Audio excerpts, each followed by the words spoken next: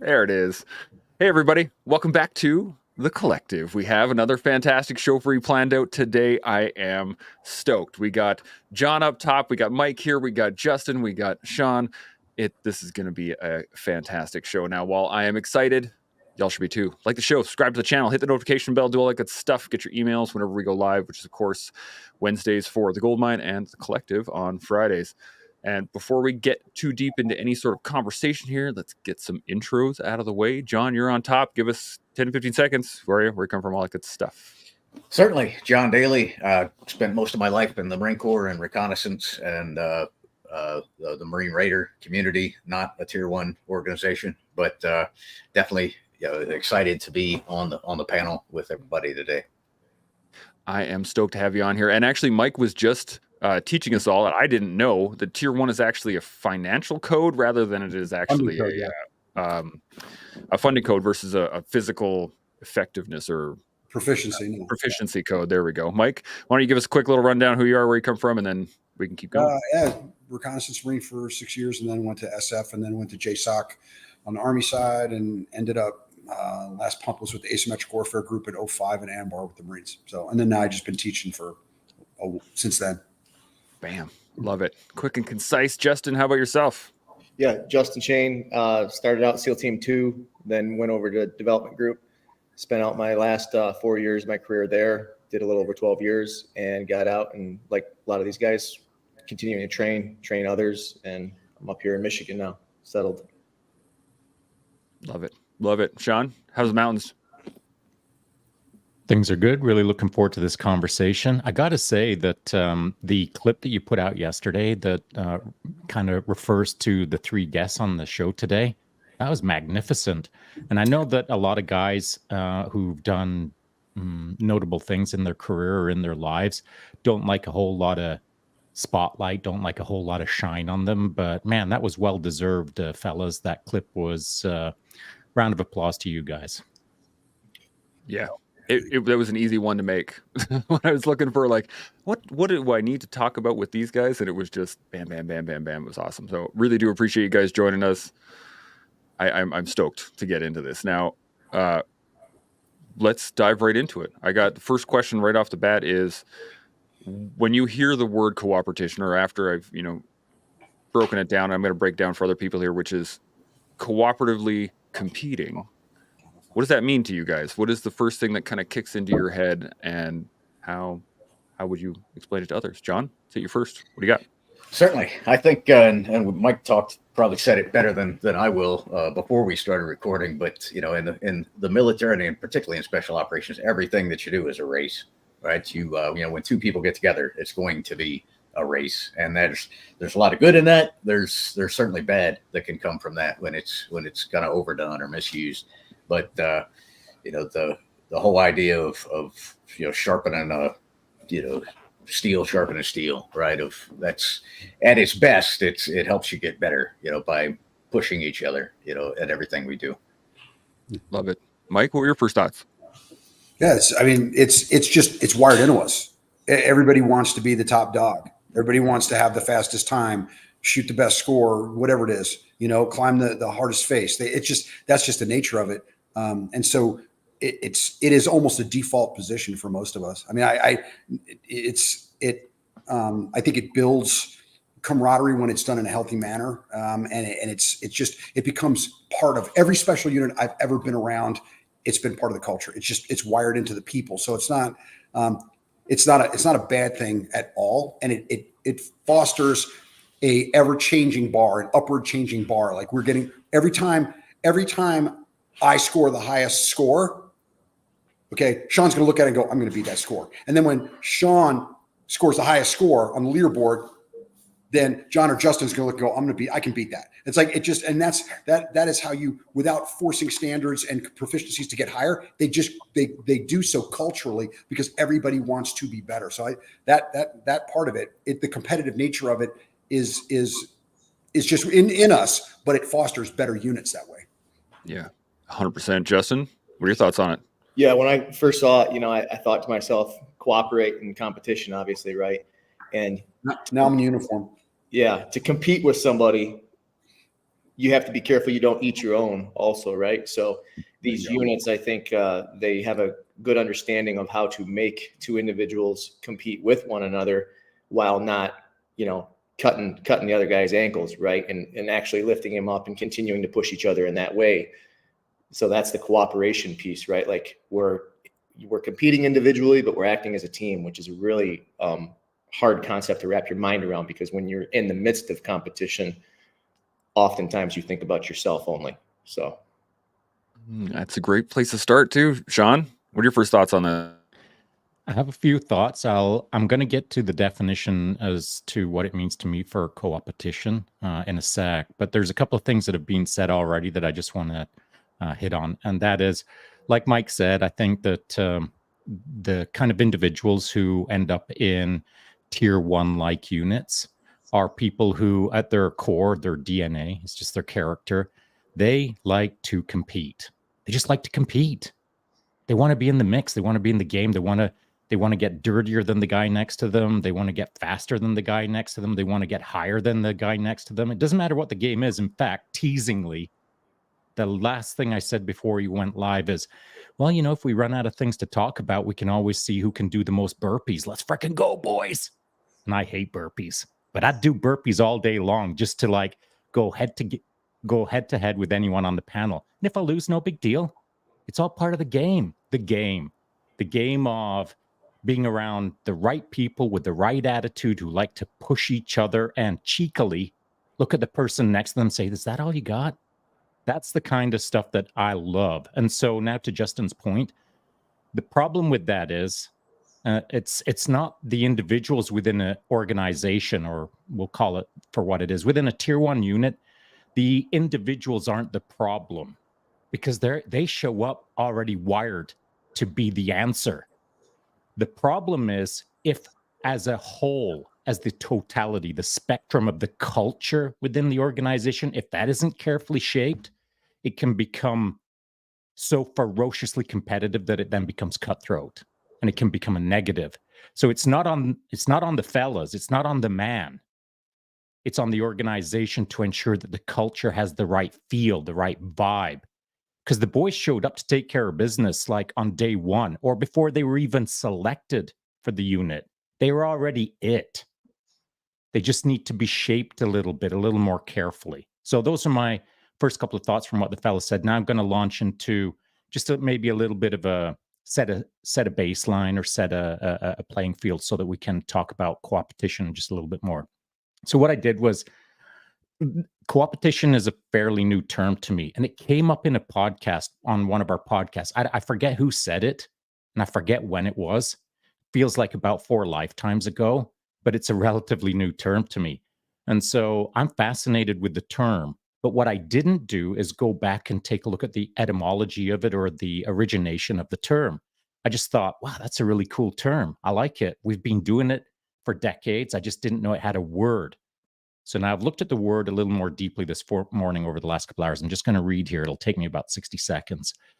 Coopetition. The concept originated in the early 1990s and is often attributed to the book Coopetition by Adam Brandenburger and Barry Nabel-Buff, published in 1996. The authors proposed that businesses can simultaneously cooperate and compete with each other to create a more beneficial outcome for all parties involved, a concept they coined as coopetition. The idea of coopetition reflects the complex, interconnected nature of modern markets, where companies often find it advantageous to collaborate in areas like research and development, standard setting, supply chain management, while still competing fiercely in sales, marketing, and custom acquisition. Here's where it gets interesting for me. Because, whatever, man. I'm thinking business, big deal, whatever. Someone wants to invent a new GPU, CPU. Intel wants to talk about how fast or not Apple is, etc. I couldn't care less. But where it does get interesting for me is here. The book is built around game theory, which is a mathematical framework for analyzing strategic interactions among rational decision makers. The book entirely uses game theory to illustrate how businesses can view the market relationships, yada, yada, yada, etc. Game theory is a mathematical framework and can be applied against political science, psychology, biology, computer science, and, I believe, military organizations, military units, military tactics. And so within game theory, to understand human behavior in these kind of contexts, you have to look at things like trust, cooperation, and conflict resolution, which provides insights into why people make certain decisions in social dilemmas. Now, I created an equation over on one of my screens here. It's a pure mathematical equation that defines how coopetition can work within elite units. And some of the things that it takes into account is internal cooperation, external cooperation. So that would be Elite Unit 1 and Elite Unit 2 cooperating or competing. Innovation synergy, resource efficiency, adaptive capacity, competitive risk, security compromise risk, and etc. Now, I'm going to sum up. All of that equation, all of that math, all of the verbiage that I just said, I didn't really think about all of that up until kind of this morning. And none of that stuff is important when you're in a unit. You just do what you do. You are what you are, and the unit is what it is. And it takes care of business. It doesn't need a word. It doesn't need a math. It doesn't need anything other than the men who are in it. And what I've kind of come to realize this morning upon reflection, now I'm interested in you guys' opinion, is this. I think that the best operators, the best elite warriors are extremely good at the game theory. So imagine when you're back in selection, or imagine when you're a noob on the team, or imagine before even selection is a twinkle in your eye. When you're standing around a bunch of dudes about to do whatever, training or not, you're doing math all the time. And the patterns that you saw are not always the same patterns that everyone else sees.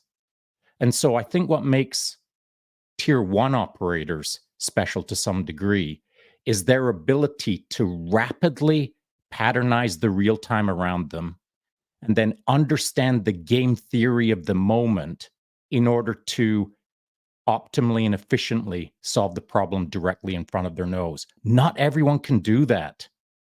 And I could flash this equation up on the screen that I've developed, and a million people could look at that equation and maybe one person could use it in real time.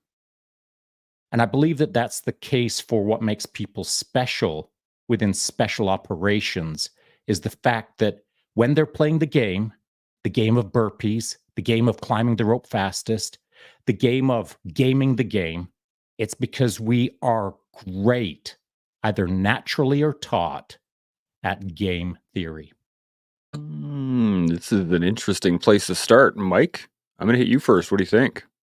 Well, I got a ton. I got a page of notes right now. Just the whole game theory thing. I'd have to read on to speak about game theory in particular. But when you're talking about coopetition, when it comes to business entities, that's a completely different animal. And so I see the crossover, but that is, in the end, I'm trying to make money, and my goal is to make money the best way I can. Whether I help you or not is really immaterial. It really is. I mean, I have a business. I grew up in a family business. I've helped stand a business. I get it. Okay. You're not trying to cut anybody's throat. The coopetition thing comes into play on the business side, from my experience, is not pissing people off and not making enemies that don't need to be made. But the bottom line is, we're trying to make money, and we're trying to provide a service that does that, or a product or whatever. And so our emphasis is to do that. Now, can we share things that may help the marketplace? Maybe, maybe not. It may not be advantageous to us. So I look at those personally. I look at them as completely different, honestly. I think there are concepts that cross over, but I think that there's a lot of difference. The thing when you start talking about the whole cooperation thing, okay, there's a human dynamic in it, and that has to do with personalities. And most people I know from my experience in the unit I was in, are screened so that they're not adverse to that. Okay, and that is specifically within our personality profile. I mean, and what you look at when you have a lot of strong personalities is that you need a common task or a common enemy. Okay, that's the human dynamic. That's psychology. If you have a bunch of people like me, and you don't have a common goal and a common purpose and a common, for lack of terms, a common enemy, historically, psychologically, people will turn against each other. People will, they'll attack. They want to bang into something. I'd rather do it with you next to me and we smash into them together. But if that's not the case, then we'll just smash into each other. That's kind of that human dynamic that's there. And that's where it can get dicey on the cooperation thing. If you have an organization that has a culture of learning, okay, and that was one of the hallmarks of where I was at in my unit. It gets rid of, like, this is all stuff I wrote notes on. It actually really minimizes the chauvinism, unit chauvinism. Okay, everywhere we go, we can learn from, we can learn from JTF2, we can learn from the GROM, we can learn from the Navy side, we can learn from MARSOC. We just want the best answer, but that is driven by hire. That is a culture that they have engineered on purpose, given the raw material they have, which is us, which are highly competitive guys. Like it's one of those things that you have to, there's both sides of it. There's a human component and there's the systemic component, or the cultural component within the organization.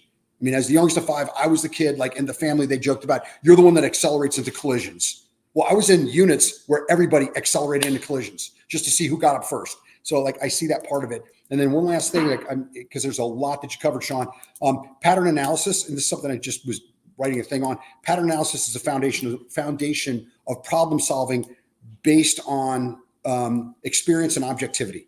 Okay, so pattern analysis, I see things. An easy analogy for that is driving. As you're driving, you see 7 cars deep, somebody doing something, and you understand the cascading effect. That's a pattern analysis, okay, based on experience and objectivity. I'm not looking for what I want to happen. I'm open, looking for it to happen. So the whole pattern analysis part is an interesting part of it, because that's what makes special operations guys at the highest level, at the highest capabilities worldwide. That's what makes them super effective, is that they can solve problems that they've never seen before based on experience, and then being able to take that in a form of pattern analysis and go, this looks kind of like this. They're completely different, but the principles are the same. I can solve this. I've never solved this problem before, but I can solve it because I understand the principles behind solving a problem that is comparable. So there's a whole bunch of dynamics when we start talking about the highest levels of special operations.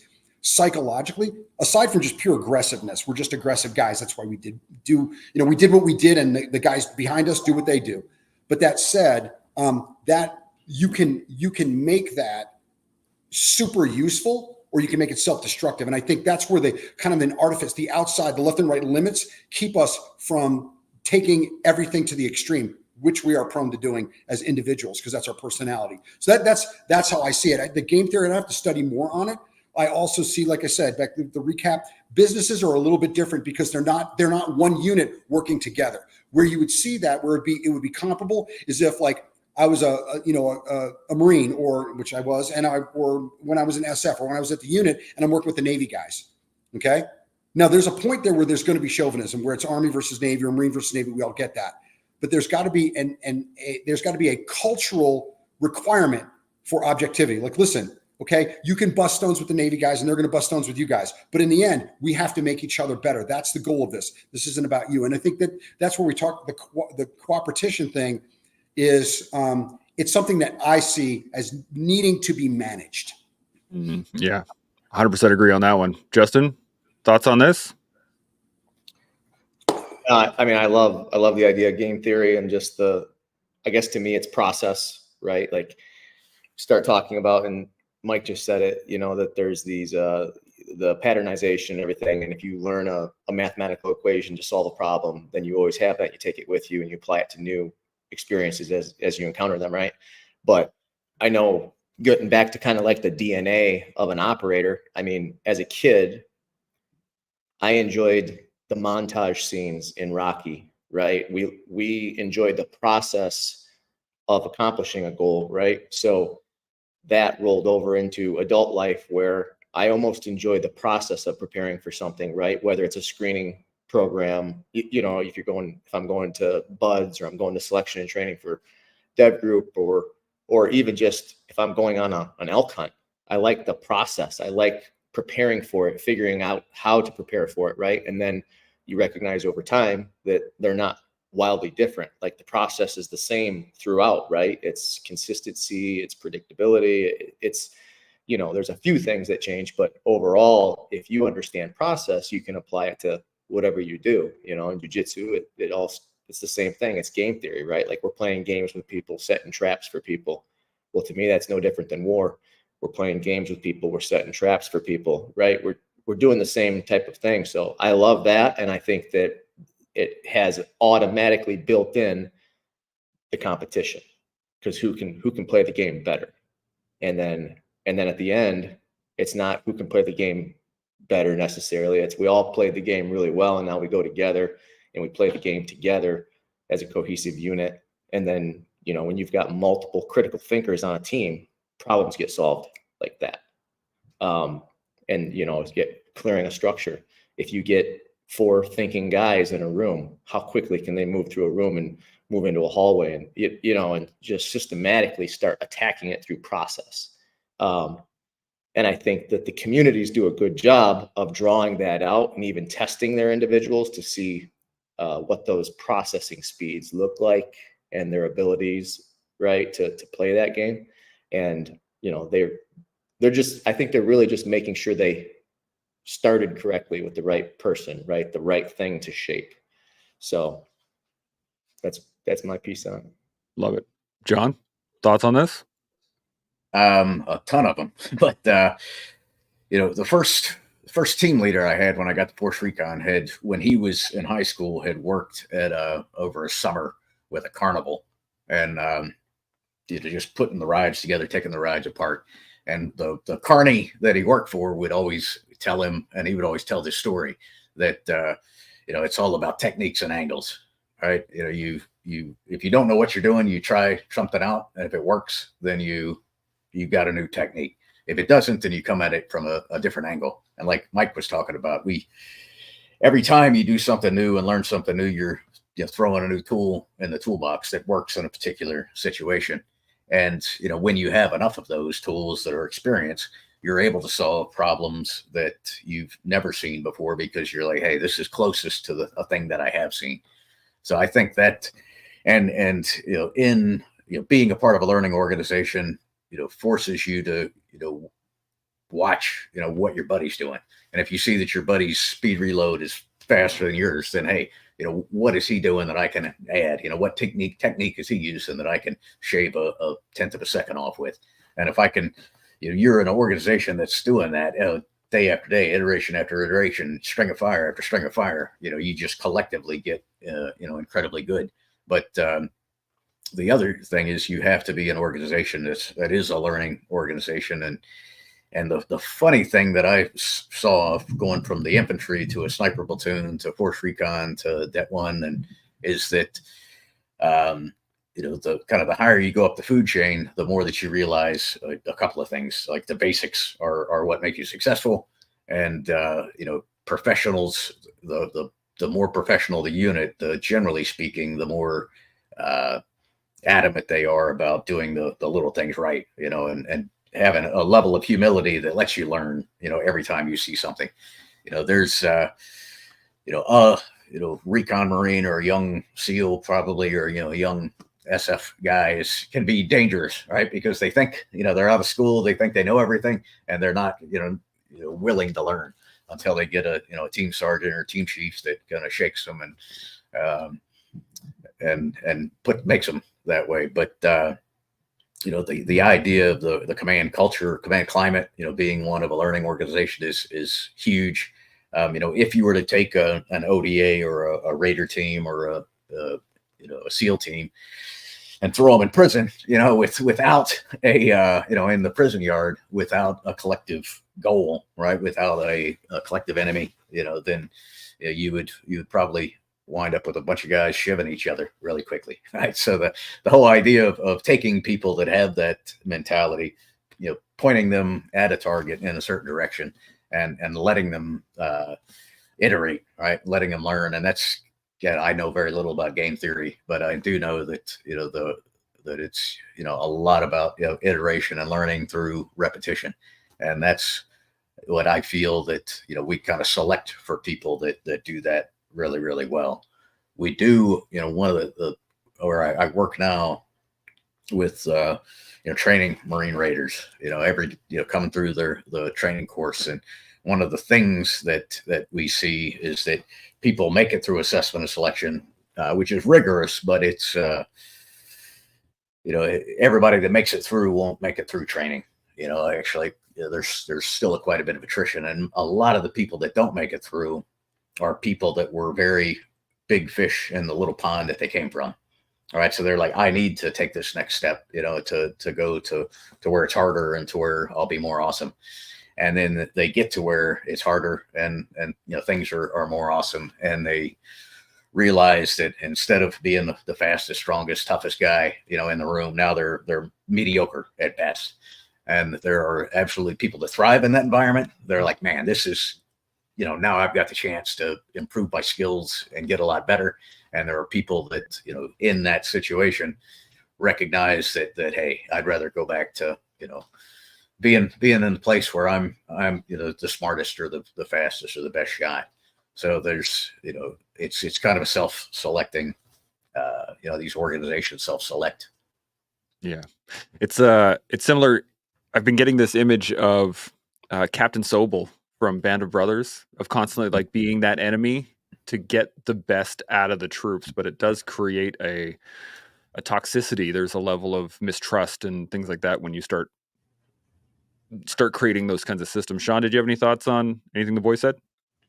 Yeah, so since you just mentioned Captain Sobel, we're referring to the guy who was talking the talk but not walking the walk, which is basically the biggest malfunction going. So there's many Sobels out there that talk a good story but just don't perform when the time comes. And so, of course, anyone who's a performer never cares for someone who's just a talker. And so, that's a breakdown in the system, of course, within elite systems, we'll call it. But there's always going to be Sobels. And to John's point, you get a small team and put them in jail. Maybe they don't have a plan when they're getting thrown in jail. But within minutes, as far as I'm concerned, within minutes, I'm running that jail with my team. I mean, within minutes. It doesn't matter what is going on in there. We'll all face out. We'll all face 12, 3, 6, and 9 and say, come get it and figure it out and make it safe for the team at the very least.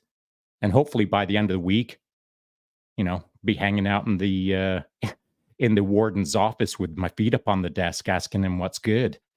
So I think that is the nature of someone who is competitive and wants to explore their environment in a way that pushes the envelope, is not happy with the status quo. Throw me in jail with a few guys that I like. Well, I'm going to try to run the show. And that's just my mindset. I'll get thrown in solitary confinement for sure for my nonsense, but I'm still going to make an effort. Something that I'd like to throw out there that is relevant to game theory. And this is not game theory, the science, or the, we'll call it the academic study, but we'll call it the game theory practically. And we've all experienced game theory. And I do believe that the military does game theorying the best in context of business. As Mike was saying, he's a longtime business guy, but I know for sure that Mike does business different than standard issue business people do business. He's game theorying based on his military experience. And we've all gamed so much in the CQB or on training exercises. What we do is we evolve in the real time based on the limited amount of information that we've got, and we adapt to the circumstances. And then we iterate. And maybe we're going to do that 100 times that day. Well, that's 99 times more than most businesses will do in a year. And so on a daily basis, we're game theorizing constantly. It's just not called game theory. It's not identified as, You just did 100 reps, 99 more reps than most businesses do in a year. And so we are used to looking at a problem, understanding it through rapid fire math that we're not aware of, coming to rapid decisions and implementing them rapidly, and then observing the outcome and scratching our heads and thinking, that can be done better. Let's go. Iteration 101. I know it's late. We'll shut her down at 2:00 in the morning and we'll keep iterating. That is my feeling on game theory. Now I want to throw one more twist into the conversation. John had made a post yesterday, I believe it was, about BSR, Bill Scott Racing School, and how, he'd been at it back in the day and et cetera. And when I saw that post, I thought, yeah, man, I was at BSR back in 95 when I went down to do some phase training I did a phase of Delta's training course, their selection course, and just as a cross unit exchange. And so BSR was the first time that I'd ever driven a car that fast, or I'd ever, done all of the crazy things that were going on in the mid-90s at BSR. And it really expanded my mind, because it was the first time that we had worked with Delta, and I had a lot of things to absorb, and it wasn't just the driving. It was the man sitting next to me who was from America that I didn't know other than his name, and I was keeping an eye on him, and he was keeping an eye on me. We were trying to figure out who's who in the zoo, not in a weird way, like, I'm going to crush you like a bug way. It was, what makes this guy tick? What is his mind like? What are his physicalities like? How does he talk? How does he move? How does he stand still? That's what I was watching. I was driving, but the driving was the platform or the proxy for me to observe all of the individuals on the course at that time, to understand other human beings that I was supposed to be at the same level of. And I wanted to make sure that I matched up, that at the very least, I could hang on to their coattails, if not at least stand next to them shoulder to shoulder. I wanted to contextualize Sean against what I considered to be a gold standard. And so I think we all need gold standards in our lives. So when John put up that post about BSR, I just thought, that's cool as hell, man. Because now I know John understands, at the very least, the driving gold standard in its day. And the moment that I'm hanging out with people who have been have been used to gold standard moments, I know that I'm in the right room. I know that I'm in the right company. And so no one out there who's listening to this right now has to have been in tier one. You've just got to adopt a tier one mindset where you're not satisfied with the status quo. Mediocrity is not your thing. What you are is a seeker of gold standards in anything that you do. So I'll leave it at that for now. Yeah, I really love this. For you guys who didn't know, or may not know, is we did a show on Wednesday on the status quo, and Sean looked up the etymology of it, and it has stuck in my brain for the last little while, which was in statu quo antebellum, if I remember that correctly, and it means the way things were before the war. And it has been spooling in my head for the last little while. And Sean, when you brought that up, it makes sense in terms of you're never looking back there. You're always looking, okay, what's the next war? What's the next challenge? What's the next thing that I can take on and engage on? And this is fantastic. Let's go around again. Justin, I'm going to come to you. Any thoughts on any of that?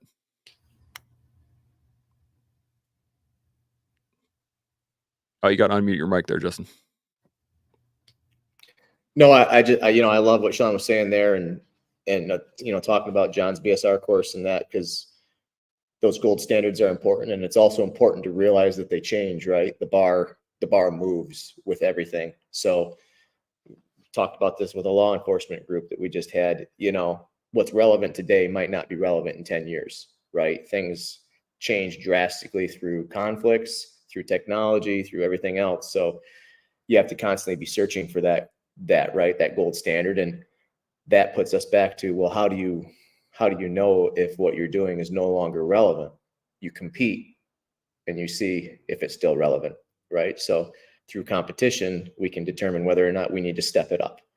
And then through once you realize, wow, I'm falling behind here, you start looking for that gold standard. And it just so happens with our line of work, the gold standard is typically people, right? It's human beings that we're looking for. So we're looking for new role models, new coaches, right? New competitors that inspire us. And I think it's just really important to recognize that it's not a set thing, and it moves, it evolves, right? Or otherwise you'll become antiquated and outdated, and you won't be relevant. Yeah. There's examples of that all over through military history, left, right, and center. I mean, you look at the Maginot Line with the French in World War II. It's a great example. John, you got any thoughts on any of this? Yeah, absolutely. To Justin's point, made me think that of a story early in, when MARSOC started in 2006. I came out to help get the schoolhouse started. And, I was looking around for, we had a bunch of money. Now I could bring in, whoever I wanted. And we brought in someone who was the gold standard to run a shooting course. And at this point, most of the instructors had done at least one time over in Iraq. And so, they came back, and this guy who was a legend, came up in front of us and was like, hey, here's how you do CQB. Here's how you do this. And, one of the younger, Marines, sergeant is like, excuse me, sir. Why would we do that? We weren't doing it that way in Iraq, and I did, whatever, 50 hits, and we quickly realized that, this guy was the gold standard. His experience was incredibly dated. Right. So, always looking for ways to make sure that you're relevant, is another hallmark of special operations, because, the opportunity, like Sean talked about, working with, partner nation forces, working with partner SOF, working with, every time you have the opportunity to broaden your horizons, you're working with somebody that's doing something different, that has a new technique or a new angle, a new way of doing things, or at least a new way of thinking about things. So yeah, I think it's absolutely critical, like Justin's saying, to make sure that you're always testing that gold standard. Is it still gold, or no, is it fucking lead? Right. Sorry. Yeah. All good. Mike, thoughts on this? A bunch. Shoot, a bunch. Jump back to something Sean said about if we all get friggin' locked up in the joint, it'd be running the place. I think that speaks to the people. We're not the guys that are waiting around for anything. Like, we're not the guys waiting around to be attacked. We're the guys doing raids on people. We're the people that are rescuing people. We're not being rescued. Like, we're a proactive crew. And so as soon as we get somewhere, we're like, oh, this sucks. Okay, how do we make it better? How do we run the joint? So it's like that speaks to the kind of people. We're not waiting around for a solution to be handed us to execute. We're going, okay, nobody's ever done this before. Okay, well, let's figure out a way to make it work. I think that's and that speaks to the next thing. It's kind of a template that I've used that I didn't make up, but I got it through my time in special operations. Objectivity, creativity, knowledge, and discipline, the 4 pillars of functional intelligence. Okay, objectivity. You have to look at the world for what it is, or the situation for what it is. All right. Creativity. You have to think in a manner that is not template driven. I don't want to think the way I've always thought. That's what you have in like mainline units. They solve problems the way they've always solved problems. Status quo, right? Like, this is the way we've always solved the problem. And that little caveat to that, I had a guy that come in for a couple of weeks to work with me from Silicon Valley. Leave out all the particulars, but he knows Elon Musk actually quite well. And he said that one of the things that Elon Musk does is, when he comes into a room, he goes, okay, what are you pitching to me? Because he's got a bunch of different projects. They go, okay, we're doing this, this, and this. And he'll go, how is everybody else doing it? And they'll go, they'll give him the process. He goes, how are we doing it? And they'll go, well, pretty much the same. And he'll go, stop. There's got to be a different answer, and it's got to be better. So he's consciously looking for a different perspective on the problem. And we think about it from our mill background. If you always look at the white side of a structure, that's all you ever know about it. You've got to go around. You've got to see the whole structure, and then you know where your support by fire positions go, your sniper positions go. If you're bringing helos in, where you're going to put them, like all of that is perspective driven, and it's objective. This is just the way that it is. Okay. So objectivity, creativity, knowledge. You have to have component skills. You have to be able to actually do things, and that's the training part. And discipline. You got to do the difficult thing when the difficult thing is really difficult. Like it's not fun. It's not, and again, that's wired into people. So that, you know, kind of going full circle back to the cooperative, whatever the hell it is, I can't even say it. These are traits that are a part of who we are. Now that said, the creativity piece, and this can relate to anything. This can relate to how you rate a structure. This can relate to jiu-jitsu. Okay, I've been a ground guy pretty much my whole life. You know, wrestling and jiu-jitsu and all that. I'm not just going to jump on you and try and throw a freaking armbar in. I'm going to work you. I'm going to bring you there slowly. I know where I'm going. I'm not exactly sure what the route is, but I know what I want, where I think it's a weakness. You have a tendency to reach. Okay, I'm just going to play with you. I'm going to get you to go there little by little without you really knowing it. That's the game theory. What I'm doing is not really what you see me doing is not what I'm really doing. What I'm really doing is moving you in a position where I can get an armbar. Okay. Or maybe you'll show me something else.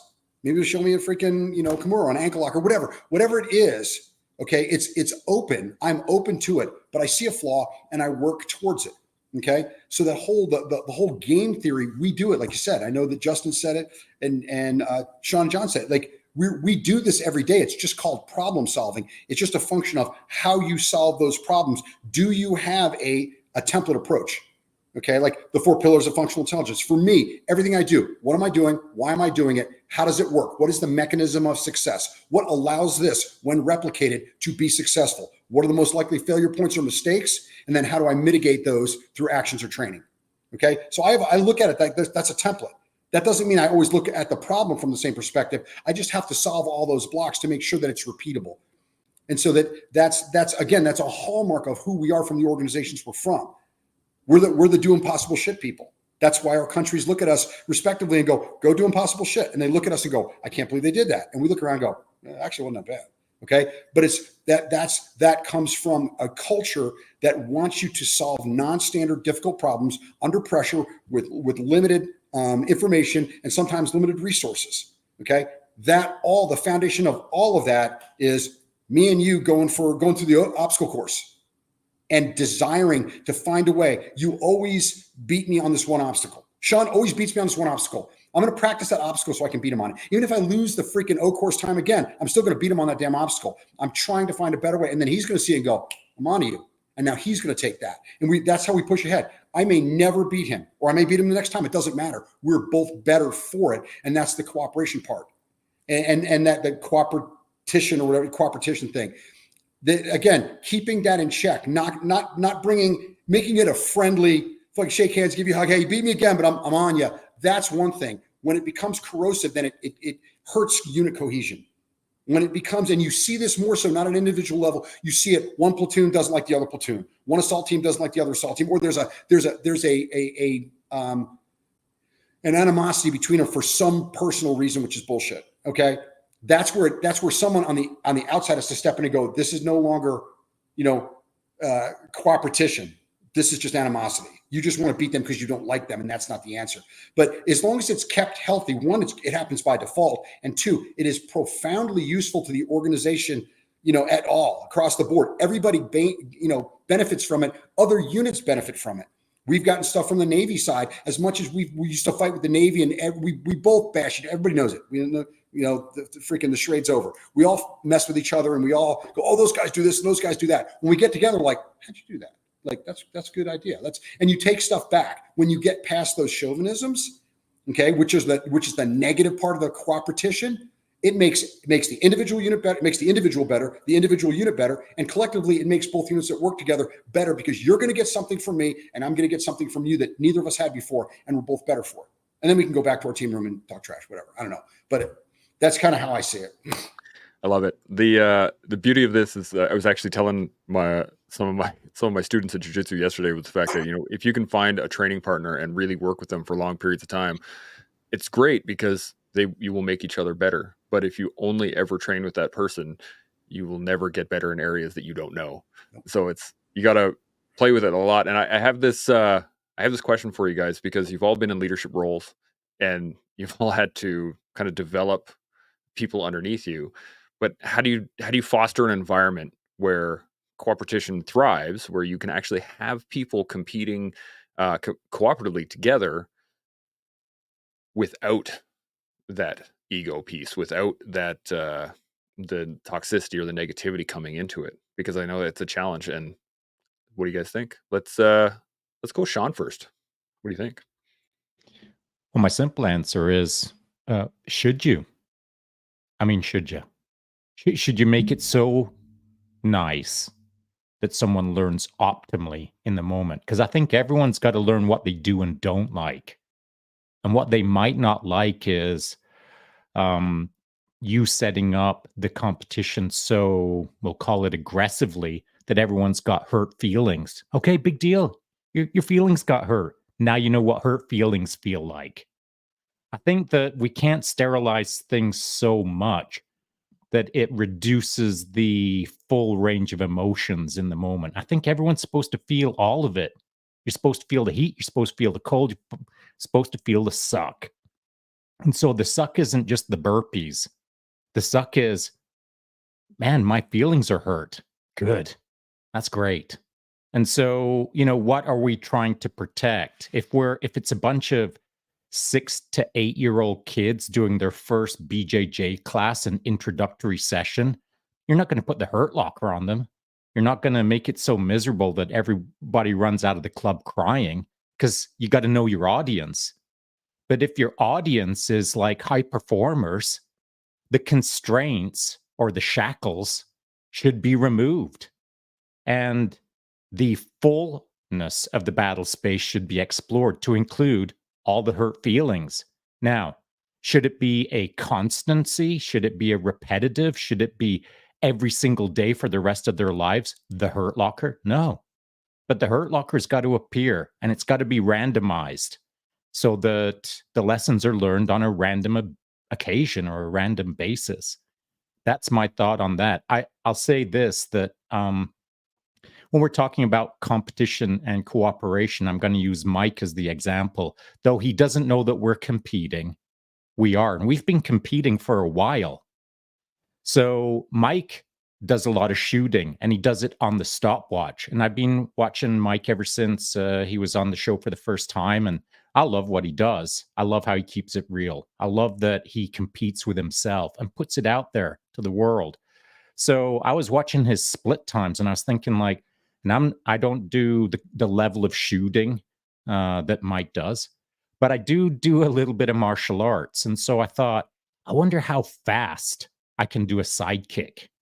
I wonder if I can get my stopwatch times as fast as Mike's draw time to shoot time. So I started putting myself on the stopwatch, and then I put it out to the internet, like how fast I can do a side kick, how fast I can do whatever. And for near 61-year-old dude, my times are pretty good. But what I was doing was not flaring out to the internet. What I was doing, and I'm ratting myself out, was I was competing against Mike. Now, he's faster than me when he draws, and he's faster when he engages the target. But I'm not too far behind him with a side kick. So what I had was a guy, we'll call him a random guy, who I was using as my gold standard for speed within my peer group. And I just thought, I wonder if I can match and exceed what Mike's putting out there. Now, we're competing to some degree. We're cooperating to some degree, but none of it was unhealthy, because up until just now, Mike didn't know we were actually competing. And so I think that that's an important aspect of this conversation is, Chance, to your point, as a leader, well, Mike was actually kind of leading me to some degree. And I'm sure that I'm leading someone else to some degree. People that we don't know we're actually leading to some degree. So I think if you put yourself out there near the front of the pack and not do it for the spotlight, but just do it because it's who you are, people will see it. They'll pick up what you're putting down and they'll get in that game with you, whether you know it or not. I think that's how you're supposed to foster an environment. Interesting, John. I'm going to come to you next. What do you think? Yeah, absolutely. Finding somebody that you can push yourself against, and it's easy in a team. You find the guy that you're is a little bit better than you. But if I were to go out, I have a buddy that we meet once a week and go for a ruck, and we push each other. Generally speaking, I'm faster than he is. So on those days, I'm probably not getting as much better as he is, right? Because he's chasing me, but there are absolutely people that I go out up against and I'm getting better, right? Because I'm, pushing myself against them. So we can choose to, never push ourselves, or never, pick a mentor or a target or whatever that's hard enough or far enough or fast enough, or we can choose something that's going to make us better. So we might choose some hurt feelings or losing today in order to to be better tomorrow and the day thereafter.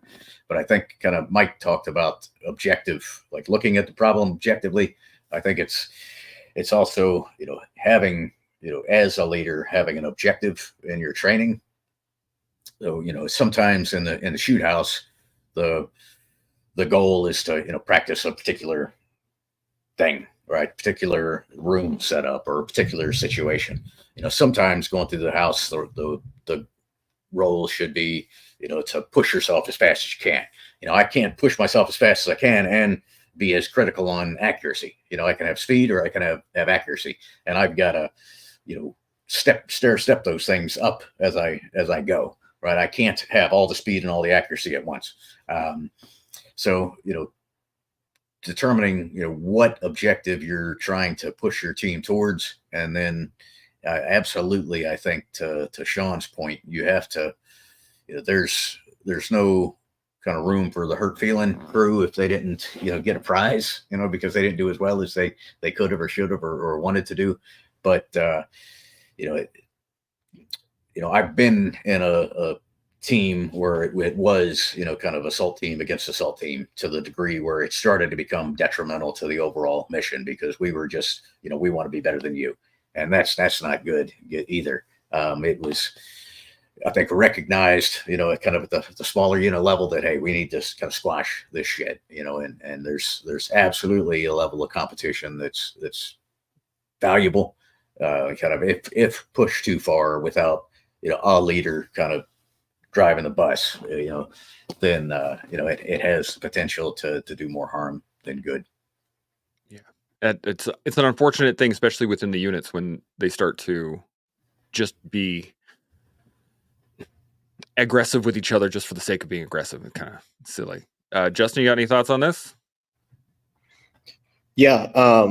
I hate to beat the dead horse with the hurt feelings, but shame is the greatest motivator, right? Like, and not shaming another person, right? Like beating them up, but that self-shame that we feel. And I've felt it a ton over my lifetime already, as a kid, as a teenager, as an adult. And I think as a leader, you need to be able, one, to recognize that, right? Like if two individuals are competing and one loses, is he upset because he's just number two and not number one? Or is he upset because he actually feels shame and he wants to be better, right? We do that with BJJ. Like I think Sean said something about the kids, my son lost to another kid that he'd beaten, for a year or two straight. And then he got tuned up at a tournament and he was upset. And I said, well, are you upset just because you took second place, or are you upset because this kid got better than you? And he's like, yeah, I'm upset he's better than me. Okay, that's perfect, right? That is constructive, and that we can work with that. It's got to be for the right reason, right? So our, the units that we all come from, they do a great job at finding people that they really want to be better at the job, right? So with that, there's going to be some shame involved. There's going to be hurt feelings. There's going to be sadness, right? Well, you go in the corner and get it over with, and then get back out here and do better, right? And get more reps.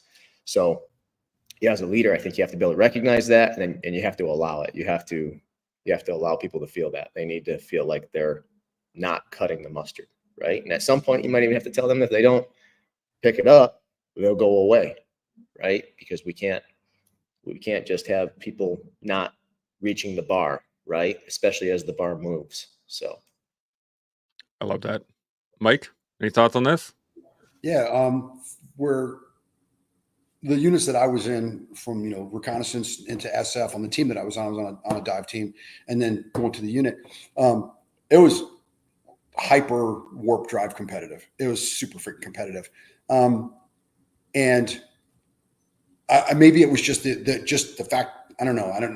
I was just in the perfect platoon and the perfect A team and assault troop or whatever. But the way that I saw it dealt with properly, nobody ever stepped in. Nobody ever, no sergeant major, like our troop sergeant major or team leaders, they just step back. If we have a problem and we're becoming toxic in the way that we're competitive, the trash talk gets too much, then it's something that you and I have to deal with. We'll deal with it one way or another. Okay. And the rest of the team will see it. And the culture of the team will be like, dude, easy, man. Like the team will self-correct if you've got good people. That doesn't really get tolerated. But I never saw someone step in, because that internal problem solving is not always done by the one key leader, by the assault team leader, or by the troop sergeant major. That has to be done at the individual level. You have to learn to freaking work together, because you may have to work together on the last day of your freaking life. So like you can't have one guy that puts himself above the others in a caustic manner, because that's a profile, psychological profile problem. There's a self-aggrandizing part. I want to feel that I'm better than you, that's not the point. And that's very different from, one of the cover man when I was a breacher, Greg, he would beat me on a shoot or something like that. He'd be like, I'd have, 12.06 and he'd have 12.04. He'd be like, I crushed you. Like, and he would just, and it was a joke. I'm like, oh, it was 0.02. He goes, did I beat you? Like, yeah, I crushed you.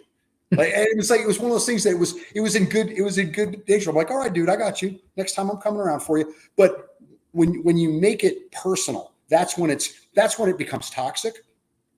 And that's where, the more senior guys on an assault troop, that's where it's the, leadership by example. And example doesn't mean overt. It doesn't mean I'm talking to you. It's just a way that I am as your key leader. Okay. If I don't do that, I don't participate in that. And I don't step in the middle of it when you guys do it. But if somebody's getting off the reservation, I'll pull them aside and go, hey, dude, you need to back it down a notch. You're going to start pissing guys off. That's the whole leadership portion of it that has to keep it in check. People will step outside the lines. Okay. And like Sean said, people get their feelings hurt. Guess what? Now you know what it feels like. Okay. There you go. Fall off the freaking third obstacle in the O course. Now you know what it feels like to fall off. Got it. Okay. I think that part in the competition, overwhelmingly, unless you have an unwell unit, unless we have an organization that truly has problems, it usually sorts itself out. And some guys there are guys that are just going to be more trash talking guys. Like I said, and before we came on, I'm not a trash talking guy. I know people are like, oh man, I this and that. I'm like, cool, whatever. And I'll walk away. I don't care. It's never been my thing. Some guys, it's entertainment. It's a way to pass time. I got it. I understand that.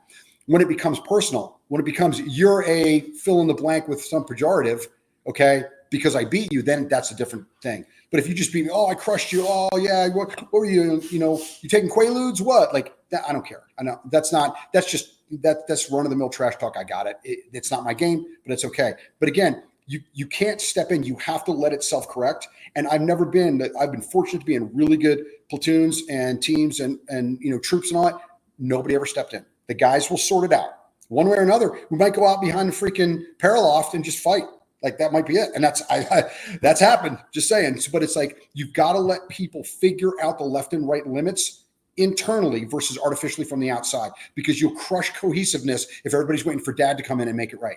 That's not how it works. That's not how grown men work. And sometimes that means you go behind the paraloft and you freaking slug it out. And then the problem is solved one way or another.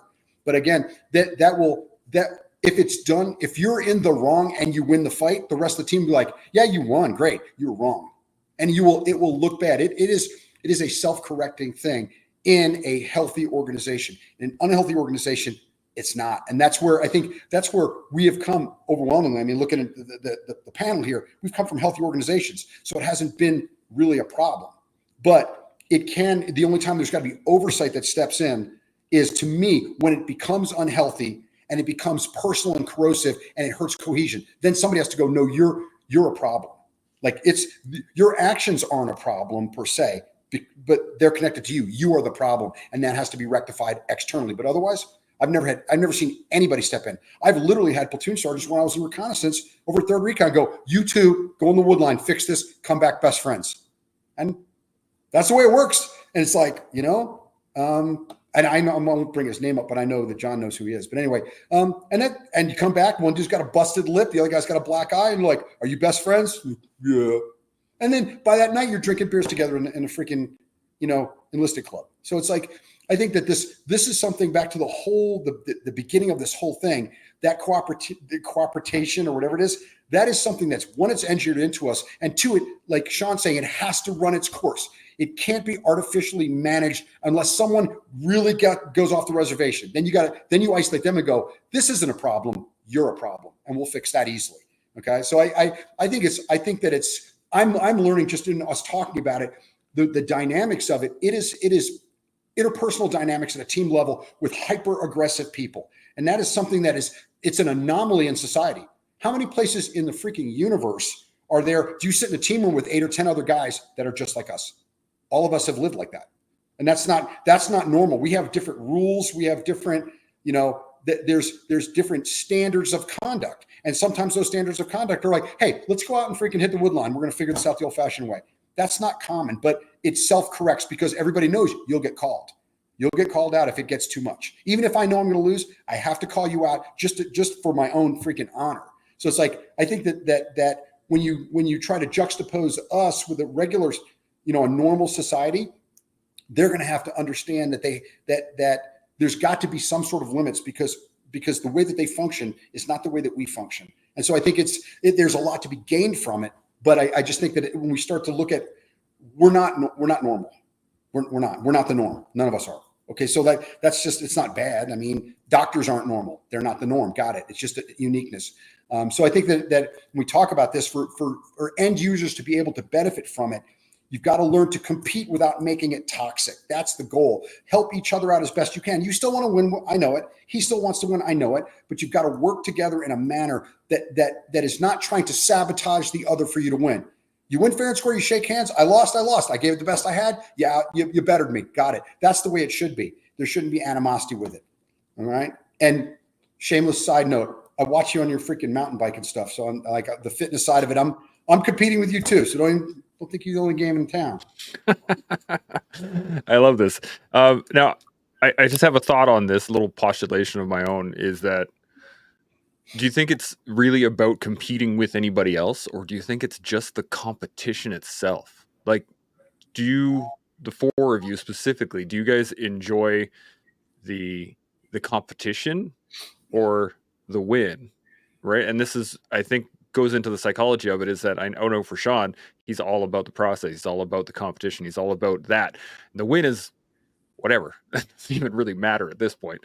It's about laying out your best performance in any given iteration. Would that be a solid point? Sean, I'm going to come to you on this one. What do you think? That's the way I like to run my life, is the process, the system, the construct that I have in front of me, operating within it, not trying to win per se, but trying to maximize it within the moment. And so the moment that if I ever get on top of a podium, the moment that I'm standing on it, I'm already punching forward into the future, thinking about the next thing. I'm not trying to diminish the moment. I'm not trying to pretend that it's not happening. What I'm not interested in is, I'm a hunter, not a killer. I love the hunt. If I'm in a race, I love the race. not the podium. The podium's an outcome, perhaps, but I just love the process of moving towards the outcome. If the outcome never shows up, if the outcome is beyond the horizon times 10, I love it. Because now I'm moving towards the unknown. I'm stepping into the void, and I get to play my game that I love to play, which is maximum effort in an environment that is to some degree chaotic or unknown. And it's me testing me against me. It's the Rubik's Cube puzzle of life, the grand experiment. Rubik's Cubes, by the way, don't interest me because they're simplistic. I love the much bigger Rubik's Cube called life.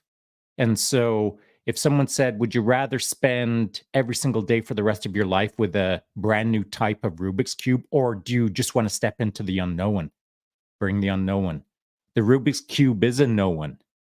So I'm looking for the unknown on a regular basis to apply my process against, to test myself against it, to see what shows up every day, and then to look back on it throughout my life through reflection and see how many Rubik's Cubes I solved without paying any attention along the way.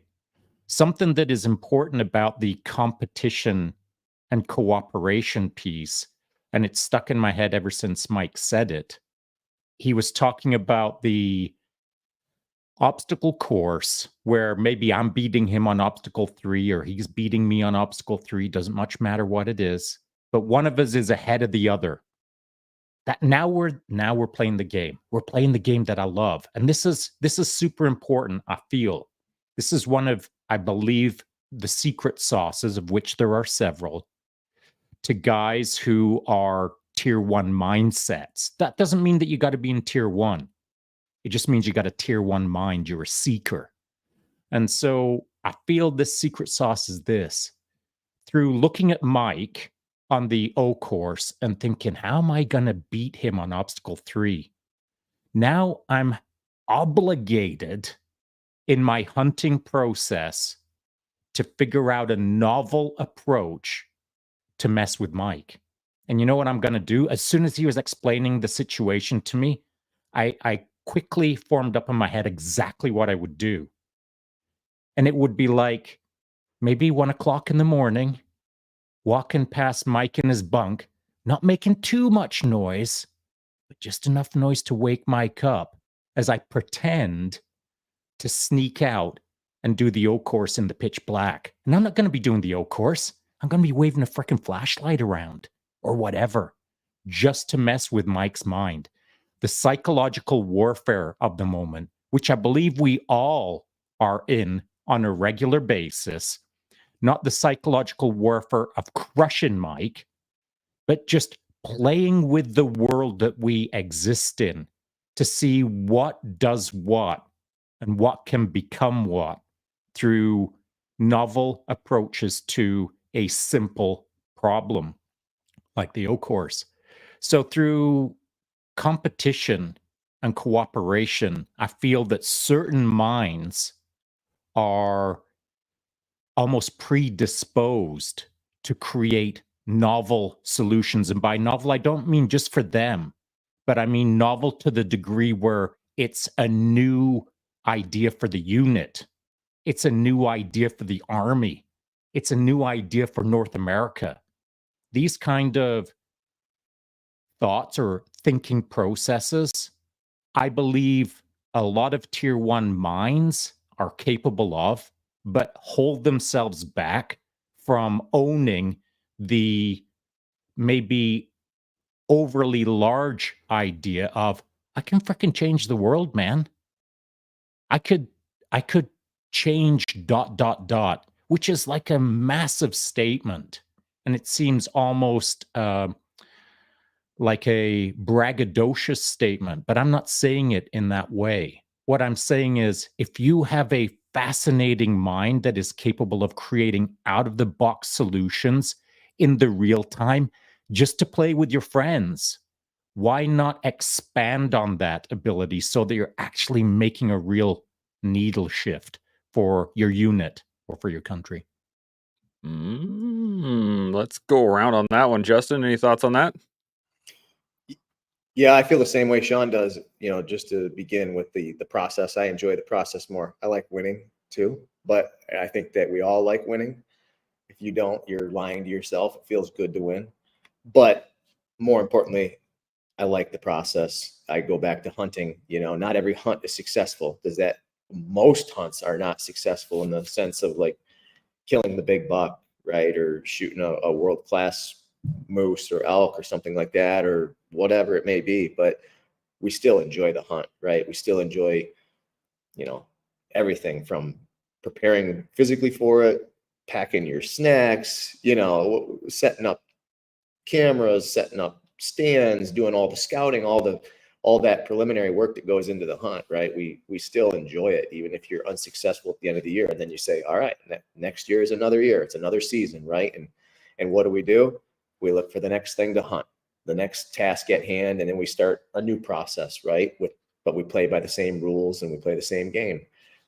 So I'm like Sean in that sense. I said it in the very beginning about Rocky, right? Like the montage and the training and all the preparation that goes into it, and being an underdog and having the gold standard in front of you, right? The Apollo Creed that you're trying to become, and you're given this opportunity. Why would you squander it, right? And all you have to do is figure out a process to get there. Spoiler for all the young people out there, Apollo beats Rocky, right? And then he comes back and he wins. And then what does he do? He loses again to Clubber Lang. And then he comes back and wins. Like I tend to like stories like that, where people put their best foot forward and then it's not enough, but they go back and they trust what they've done before. They trust that process, and then they succeed, right? Because that gives them a framework for life. They're like, well, there's always a chance I won't succeed, but I know that it also could lead to a W, right? Or being successful. And that's really important, because that's how we build predictability, right? And consistency within our day-to-day regiments, however, whatever the problem may be, the problem set, right? So yeah, I love the process. I love getting prepared. I like the mind games too, right? I like playing with my food a little bit, and sometimes it doesn't work out, right? We play with our food and it bites us. And that's okay. I don't get sore over that. I'll go back and we'll try it again. I hope I beat you, but it might happen. So yeah. Yeah. My jiu-jitsu instructor regularly says, don't break your toys. You want to be able to train those people, make sure that you're training well. John, thoughts on this? Started trying to look at it, as a young guy, you take losing hard, right?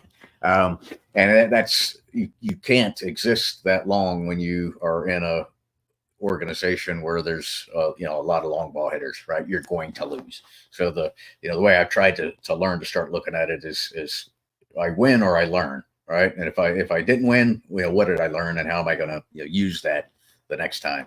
I think the thing that kind of what Mike was talking about, normally this sort of competitiveness is self-correcting within our types of units, because we're working towards a larger organizational mission, right? Whether that mission's in combat or in training or whatever it is. I mean, we all recognize, or hopefully we recognize, and the problem starts to come into play when somebody doesn't recognize that, hey, this is, my winning is to make the team better, right? To make the organization better, the unit better, and accomplish the mission. You see it, I think, more in pro sports, athletics, where you have a prima donna, who probably cares less about the team winning than they do about how well they perform. That's definitely a toxic thing in a sports team, I'm sure, but would absolutely be something that can't be tolerated in a special operations team. I think that you see it more so in the Olympics, right? Just because they were recently on. If you know that you did as well as you could do today and you lost, then there's less of a heartburn with that. And then to the process part of it, we don't call people dudes that stand on top of a mountain. All right. We call them mountain climbers. All right. It's the actual climbing of the mountain is the challenge. The standing on top is, once you get there, it's really kind of boring. All right. It's time to come back down. So I think that's,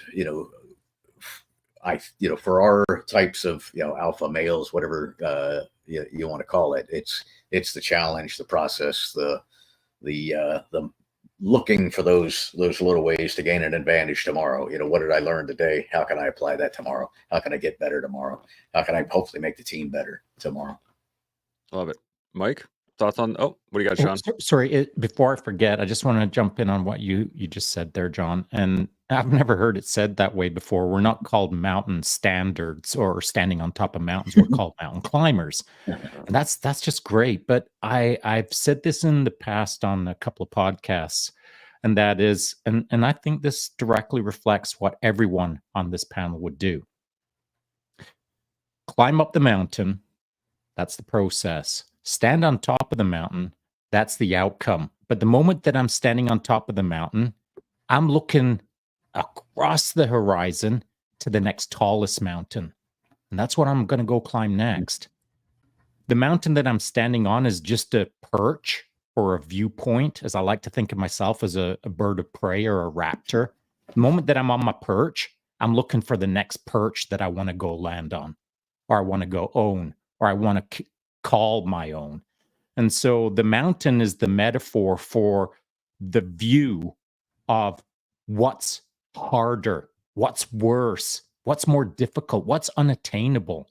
And so that to me is the process. I get to the top. I'm not thinking about climbing back down. I'm thinking about what I'm going to climb next, if that makes sense. Absolutely. Mike, you got any thoughts on any of this? There's a quote from a movie.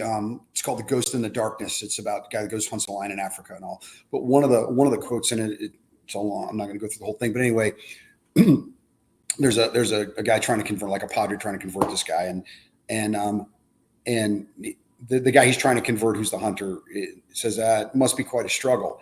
And the guy says, the padre says, the struggle is the glory. And that's like, that really stuck with me. Because if you look at it, winning is the symbol of the journey. That's that's the symbol, the snapshot of the journey. The journey is what does it. And for there have been, countless ones for me that throughout my career, and I'm sure for everybody here, I know for every soft guy, every SEAL, there's a day that you remember, probably more so than the others in your training, where you're like, this is the day they're talking about. This was the day that they were talking about in generic terms. And I remember in selection walking down this gravel, this rocky, it was an old narrow gauge railroad, what do you call it, track. And there's these rocks called the Trail of Tears. And I'm walking down and my feet keep shifting. And I mean, I'm miles. I'm, long double-digit miles into this. I am 3/4 of the way through, and it's a long walk.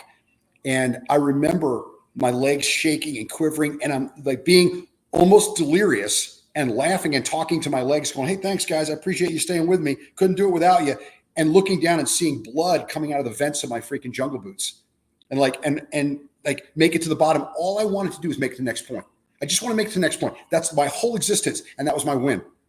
And that struggle, I remember that, and I remember standing there, show me where it came from. Okay, your next point's on the hood of the truck. Looking, plotting it on 4 different map sheets, and trying to get around. My brain's going crazy and going, "Oh my God!" And looking up the side of a freaking mountain and going, "Okay, here's the next one. The one behind me, that's gone. The struggle was what made that leg so poignant to me. And now I'm looking at the next mountain, the next sheer rock face. I think that part of it, the process, okay, is where the glory is. That's where it means something. The end is just at the end. Oh, here's your badge. Here's your whatever. Got it. Okay. But it's like, to me, if you don't look at that, if you're going for the win, if you're going for the medal, then the process is immaterial. And in shooting, it's a big thing. If you're process driven, eventually you'll get the end state, or you'll get really, really close to it. If you're end state driven, you're disregarding the process, and the process is where all the skill and all the hard work and all the reward is. And I think too many people, they want a badge to go, look, I'm special. I'm somebody. Look what I did great. And it's like, it's that's not where the satisfaction is. That's not where the learning is. That's not where any of it is. And I when I was in high school, there's a guy who's my nemesis. I ended up pinning him in the finals in the States in my senior year. But the time right before the States, when I beat him, I bridged for the entire match. I was on my back, on my neck, bridging for the whole freaking match, the whole time. And I got up almost broken. And a guy came up to me who I knew was an NCAA Division I national champion. And all these other people are like, oh man, you fought the good fight. I'm like, whatever. A guy like that goes, hey man, if you can do that for 3 periods, you can beat him. That's all you need to know. And it was like that guided me, that struggle, literally on my neck with him laying on top of me, trying to get my neck to buckle so he could pin me. You can't really pull a win out of that unless you really look at it. And it's fortitude. I got something out of it. The glory was the fact that he couldn't break me and that I could keep going. And I think in the end, the win didn't mean as much to me the next year as him not being able to break me. That's the part and I think that's where people lose. They lose the fight in the middle of it to get to the end. That's where it all means something. That's where it's not the end. Okay. It's not the end state. That's just that is just an indicator of the process that you put up. I did the best process and I won it. And I think that's where when you start looking at it, we're going to take it back organizationally. Every one of us that does that within our organization, we learn something and we bring something back that makes everyone else better. And it says a lot about each of us as an individual. And so I think that's sometimes in the culture that we live in, it's about getting badges and patches and all that cool stuff. Okay. But if you're really a hitter, as soon as it's done, as soon as I walked across the last point, they shook my hand and said, welcome to the unit. There'll be a vehicle up here taking the road. I was already thinking about the interview. As soon as I got done with the interview, I was already thinking about OTC. Like I said, okay, you passed the interview. We're going to give you a shot. Okay, I'm thinking about OTC. The rest of it's gone like it didn't even happen because it's just on to the next mountain, on to the next task, on to the next win that you have to create. And I think that's something that comes with what Sean said, that top level, top tier mindset. It's like what you did yesterday is gone. That's great. That's exciting. That's cute. It's gone. All that matters is what's happening right now and prepping for what's going to happen. And I think that is something that a mindset that people need to understand about people that come from our world. Okay. The short money is not what you want. The long money comes at the back end. All the work comes at the front, and then there's some money on the back end if you do a good job. And people, the quick fix thing, I think that's where that it gets lost. So I mean that part of it, that process is I think is such, again, it's another one of the things, like the competitive nature of us. It's wired into us. It's wired into us because we look around and go, if you can do it, I can do it. And then it becomes competition, whether or not it's competition with someone that you even know. I see a dude on the freaking trail 500 meters ahead of me at selection. I don't know who he is, but if he's walking, I'm walking, and I'm going to try and gain ground on him. I'm going to try and catch up to him somehow because it's in me. It's competitive, and that part of it is healthy. You should want to do that because you're doing one of two things: you're either gaining on him or you're dropping back. Pick one. So, I mean, to me, it's like it is the whole competitive nature. Is the process. The end state, I don't give a shit about the end state. I don't care. The end state isn't really that. That's cool. Pat on the back. It goes away as fast as it came. Okay, you get there, you cross the line, you win. Great. 30 seconds later, okay, what's the next race? Yeah, bam. I was just thinking about the fact that the fun in jiu-jitsu is the actual jiu-jitsu. When somebody taps or the time runs out or whatever, you're not doing jiu-jitsu anymore. So it's no like the fun goes away because you're not doing the thing that you actually are enjoying. And I have a really great question on this from the collective here. And it goes right to what you're saying, Mike. He asks, going back to you win or you learn, as you've gotten older, has your definition of winning changed from when you were younger? I think this is a great spot. So I'm going to start with, let's start with John. What do you think? Yeah, I mean, I think I said that, so it's a good place to start. Absolutely. I mean, that was the win or learn is something that I kind of came up with as I got older, and I think that your definition has to change as you gain. I mean, whether it's older in years, as you gain experience, as you as you operate more and more in an organization where you're playing with pros. All right, when winning is not an assured thing. When I was in the infantry in the sniper platoon, I would could reasonably say that if we're going to go for a run, I'm probably going to win. Right? If we're going to shoot, I'm probably going to win. Once I got into force recon units, and then it was not assured, and that like I said, some people can't deal with that. Some people revel in it. Some people are like, okay, so now I've got some competition. Now I've got this idea of having a growth mindset versus a fixed mindset. If I lose, then okay, then I've gained an opportunity to learn something. And I think it's probably a more healthy way to go about business. And it's the way I've tried to start living my life in that. Because if you lose, I can look at that as a failure, and sometimes it is, right. If I'm shooting with somebody or rolling with somebody, and you get tapped, yeah, I lost. But if I don't learn something from it, then that's all it was a loss. All right. If I learn something from it and I can bring it back around, then yeah, I lost, but I've I made myself better. I like it. Justin, thoughts on this?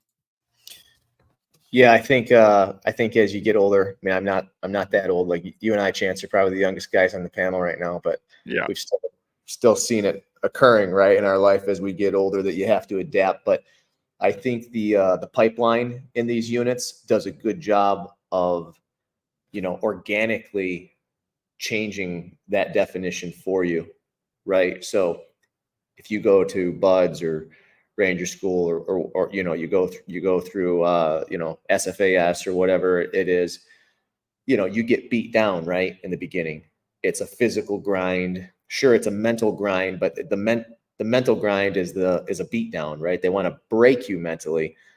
But then as you get through those courses, and then you end up further down the line screening for a tier 1 group, and you go through their selection, I noticed, at least on our end, it went from, sure, there's still physical hardship that you endure, but it becomes a more skill-based profession at that point, right? So you're older now. We have to think about the wear and tear on the body. So then you start using the old noggin more than brute strength, right? So as we age, it makes sense why these old gnarled up black belts with, a bunch of different injuries, and, they can barely get out of bed in the morning, but they somehow can, wrap your lapel around your throat 5 different times in 20 different ways. And, they're really good at setting these traps because they're using their experiences, right? And they're using their head to work through this instead of their body. And I think that puts us right back into game theory, right? And this process, and playing these mind games to become successful, but not each your own, right? But I just think the tier 1 elements do a good job at that. I remember going through selection thinking, man, this is so much different than Buds.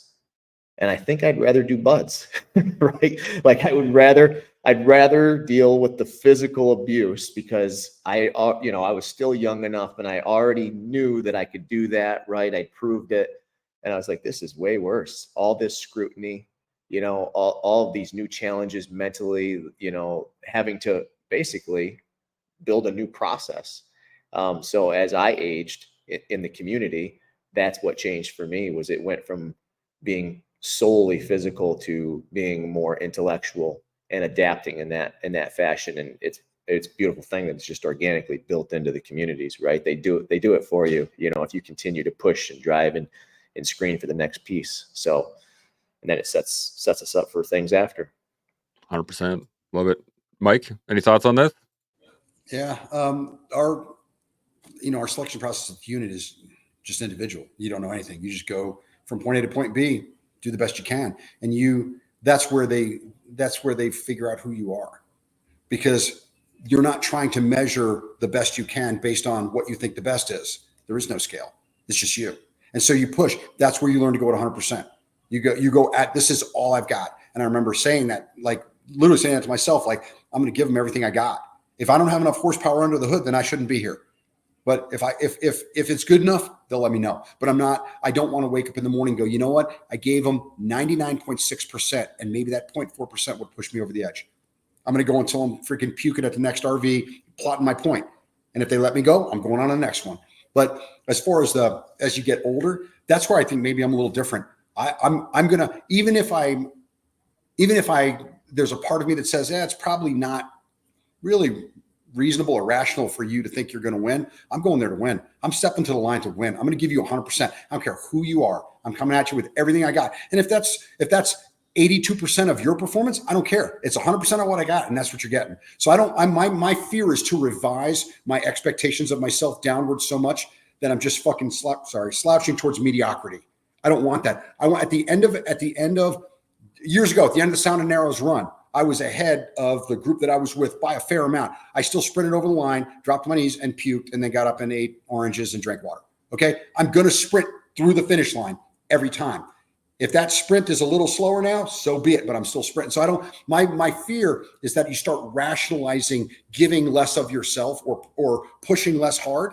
And I might be out doing sprints, doing intervals tomorrow and have a freaking heart attack. I don't know. But the bottom line is all I got is 2 settings, on and off. And that's all I can't. Otherwise, I start, to me personally, and this is my own, I'm not projecting this on anybody else. I start to feel like I'm getting lazy because I know I've got more, but I'm not giving it. I'm like, why not? Then why are we even doing this if you're not giving it all you got? Like it's just wired into me. Like I said, the youngest of 5 accelerating into collisions. I don't have a governor on the engine. And that means at some point I may rev it so high that if, I blow the gaskets on the headspace. Like it is what it is. But I'm guarded about that because I've watched people rationalize doing less and less and less. And it's not where I want to go. So again, that's just me. That's my unique, quirky, weird performance metric.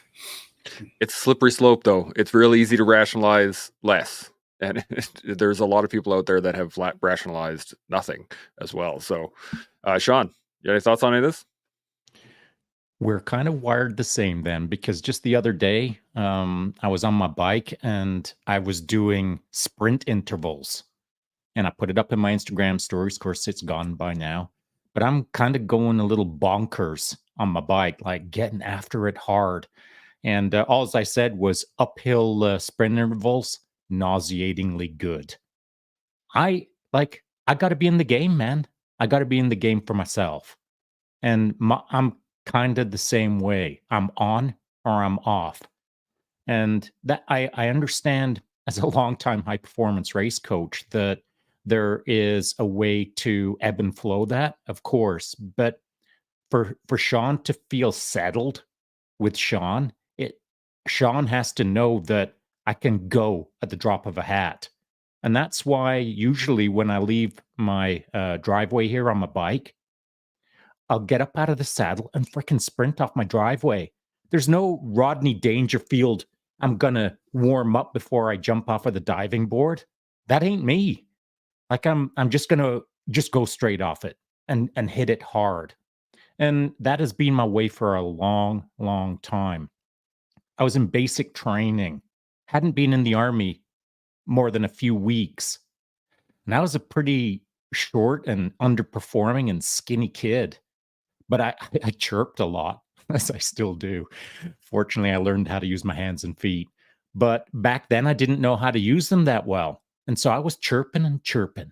And there was a big guy there, and he finally got tired of the chirping. And I want to say he damn near had 100 pounds on me. But he said, go get the gloves. And so we laced up the boxing gloves. And I'd only been doing kickboxing for about a year before I joined the Army. So I wasn't that handy. But this guy, man, you win or you learn. What happened? About, I don't even know how long we're into it, maybe 30 seconds. He hit me so hard. I fell down and was looking up at the sky, watching Tweety birds go around. And it just so happened that as I was like getting back up off the ground to like go again, a senior NCO came around the corner and said, what's going on here? So it all got broken up. And so what was the lesson? Like the guy's name was Mike. And Mike and I, from that moment on, we were good to go. But up until the time that he smoked me, well, we weren't good to go. And it's because I was chirpy McChirping him. And I had no place to be chirping him. Because, again, he smoked me as I deserved. So, win or learn. I got this book here, John Kavanagh. It's not a bad read, but as I was reading it, here's what I thought. You know, John Kavanaugh's talking about John Kavanagh's story, young John Kavanagh coming up with Connor and starting his gym in you know, a leaky coal garage in Ireland and all of that good stuff. It's a good story, but it's the story of a lot of guys that I know, the win or learn mentality. It's just that those guys don't get to write books about it. John took the time to write one. I suppose we all could write a similar book about win or learn. It's something that Mike said that made me think about this book. And, you know, the idea that if, whether we're winning or learning, you know, that's our journey. But Mike likes to, you know, he likes to get after it. And maybe he's not pursuing the win, but he's pursuing his best performance. But what Mike didn't actually expand on, though he did mention it, was that an NCAA dude came over and said, hey, man, hey, good job, kid. You know, if you would have dotted, you would have dotted. And that's kind of what we're doing right now, or that's what we're supposed to be doing in our lives, is looking at the people around us and identifying them for the freaking good job that they're doing. Maybe you didn't win, pal, but you're on the right track to winning because you're learning. And sometimes, like Mike, I believe, and I'm just inferring, Mike probably maybe didn't need it, but he probably appreciated that some rando came over and said, hey, dude, good job. Keep your head in the game. I think that's what we're supposed to do. And not just a good job, kid, but good job, kid, with a couple of follow-on sentences that are wisdom-based on how that they can, unique to them, expand their ability, their opportunity to become more in the future.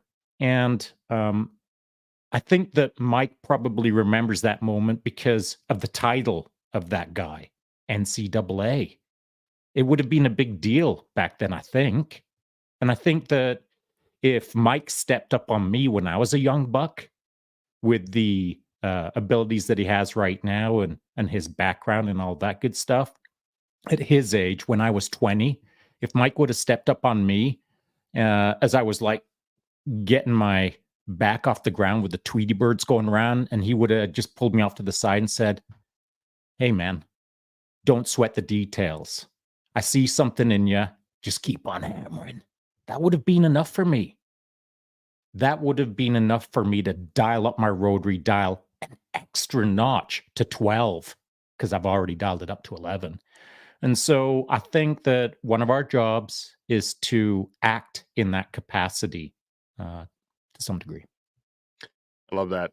And that's where we're going next in my question here. But it made me think of the fact that there's a point there that kind of extent that we're not really touching on that I kind of wanted to, was the fact that, yeah, you went out back and you got popped, you got knocked down, but you were getting up. And I think that's the key point. You were coming back for the fight. You were like, all right, round 2, here we go. And that's the mentality that creates that bond. Because if you had taken that shot and then tried to run away, or just laid on the ground unconscious for a while, or consciously laying on the ground, whatever it was, that connection between the two people, between you and that Mike, not this Mike, but that wouldn't have happened. Because looking at that, I'm like, there's people that when you go to tune them up, they don't tune up afterwards. You need to, again, sort out. But there's also the side of it where somebody comes back into your face and they're like, all right, what else you got? It's like, it's that effort, that next effort. Like, okay, we're going to do this again and again, however long it takes until I freaking learn it. And I think that's a key point on that. Now, we're coming up on time, but I have this one question I want to hit you guys with real quick here. Looking forward, thinking of Coopertition and all of the things that we've talked about today, what advice would you give to the people that are watching, to the people that are looking at this, the future operators, or even just the young kids that are watching? What advice would you give to them? Justin, I'm going to hit you first. What do you think? Yeah, I would just look forward and back, right? Like I would look at what guys before us have done and learn from that. We talked about moving that bar, right? The standard changes, we evolve, we get better, we get smarter, we get faster, we get stronger, right? More things come online. So, you know, we have to maintain some appreciation for everything that we've come from, right? Our foundation, our roots, our DNA, right? Whether that's the military or, you know, your raising, you know, what your mom and dad gave you as a kid, you know, all those pillars that we stand on, right? And we're going to go die with, right? We have to have that. And then we also have to look forward. So we have to be constantly hunting, you know, the next gold standard. We have to be looking for it. We have to be open to it. And then just, you know, just to Sean's point about like being there for those leaders coming up, right? It's not a pat on the back, right? It's just it's a recognition that somebody is coming up through the ranks and they're doing what hopefully you did before as well, right? So that onus is on us to see that and give them just that little nudge, right? So that they continue to do greater things and become better leaders than we were. Because that's the idea, right? Is that we produce better humans than we are, right? Like otherwise we're right back to that. Well, I just want to be the best and that's all that matters, right? Well, then I guess we've lied to ourselves about the process and what we really care about, because we should be trying to produce, you know, a better society, a better unit, a better family. You know, you want your kids to accomplish more than you do. Like I didn't understand that before I had kids that were, you know, that were in the picture, but I thought that as a young man. I was like, man, I'm bummed I can't wrestle. I'm bummed I can't do this anymore. You know what I mean? I can't compete. Now that I'm over 30, I'm like, well, I can't compete in an adult division in jiu-jitsu if I want to do that, right? Like or CrossFit or whatever it might be. And then as soon as my kids started coming into their own, I found myself more excited about their accolades and the things that they were working on. And I love watching them through the process, right? As well as other people, you know, Leo guys and young military guys, kids going into the service, right? Wanting to screen for these units, these specialized units. So, yeah, we just have to be looking forward, looking back, you know, having recognition of all of that. Love it. Head on a swivel. Mike, you got thoughts on this? Yeah, man. Just if you're in a leadership capacity, first thing is always give 100%. Everything you've got. If you're doing a task, you give 100%, not 98.6 or 99.6 or 99.9. If there's 0.01 in there, then you better be giving it. If you're a leader and you expect to be a truly successful one, give 100%. Be responsible for everything and then some. I'm responsible for everything that is dictated. You are officially responsible for this. Well, guess what? Anything that touches what I'm responsible for, I'm going to take the initiative to take some responsibility for. I have to be able to do that. And be willing to look deep enough to see the good things in somebody. You look at a guy who's kind of got some issues here or there, look deeper and find out what can I help this guy make himself into that's going to make him a better person and a better team member or whatever.